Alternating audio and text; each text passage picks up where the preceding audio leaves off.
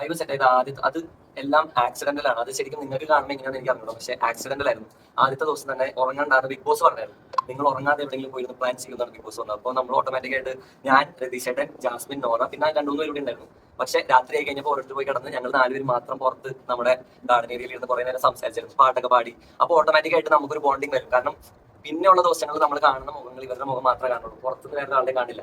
പലരും പറഞ്ഞ് നിങ്ങൾ കേട്ടിട്ടുണ്ടാവും, സ്വപ്നം കാണുന്നത് പോലും പുറത്തുള്ള കാര്യങ്ങളല്ല, അതിന്റെ അകത്തുള്ളവരുടെ മുഖം. കാരണം നമ്മളൊരു ദിവസം എഴുന്നേൽക്കുമ്പോൾ കിടക്കുന്നത് വരെ കാണുന്നത് സെയിം മുഖങ്ങളാണ്. ഒരു 20 ദിവസം കഴിഞ്ഞാൽ 21 ദിവസം കഴിഞ്ഞാൽ നമ്മുടെ ബ്രെയിനിൽ പണ്ടത്തെ ജീവിതം മറന്നു, പിന്നെ നമ്മുടെ ലോകാത ഓട്ടോമാറ്റിക്കായിട്ട് നമ്മൾ സ്വപ്നം കാണുന്നത് എല്ലാം അവർ തന്നെയാവും. അങ്ങനെ ബോണ്ടിങ് വന്നു. ഞങ്ങൾ 2 ആഴ്ചയിൽ നല്ല ക്ലോസ് ഫ്രണ്ട്സ് ആയിരുന്നു, വളരെ ക്ലോസ് ഫ്രണ്ട്സ് ആയിരുന്നു. പിന്നെ ഒരു സ്ട്രഗിൾ പോയിന്റ് വന്നായിരുന്നു, അതായത് കോർണർ ആയിട്ട് ഫീൽ ചെയ്ത് ബാക്കി 10-15 പേര് നമുക്കെതിരെ നിന്ന് നമ്മൾ 2 പേര് മാത്രം. അന്ന് വേറൊരു എലമെന്റ് അതിലില്ല, പക്ഷെ അതിനെ പല രീതിയിലും ദുർവ്യാഖ്യാനം ചെയ്ത് നമുക്ക് അത്രയും പ്രഷർ വന്ന് കോർണർ ആയ സ്ഥലത്താണ് നമ്മൾ അത്രയും ഡീപ്പായിട്ട് കണക്ട് ആയത്. അവിടെയാണ് ഇത് വർക്കായത്.